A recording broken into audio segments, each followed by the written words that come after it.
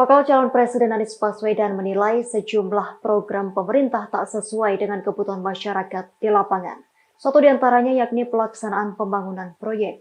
Hal itu dibeberkan Anies Baswedan dalam Rakernas Pemerintah Desa Seluruh Indonesia atau APDESI 2023 di Jambi pada Rabu 26 Juli 2023. Pada kesempatan tersebut Anies membuktikan ia berani mengubah kebijakan tersebut dan berhasil di DKI Jakarta.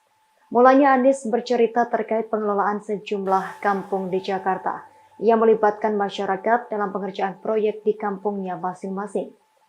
Menurut Anies Baswedan, upayanya mempercayakan proyek langsung ke masyarakat memberikan sejumlah dampak positif. Di antaranya muncul rasa kepemilikan di tengah masyarakat dan kualitasnya terjaga dengan baik.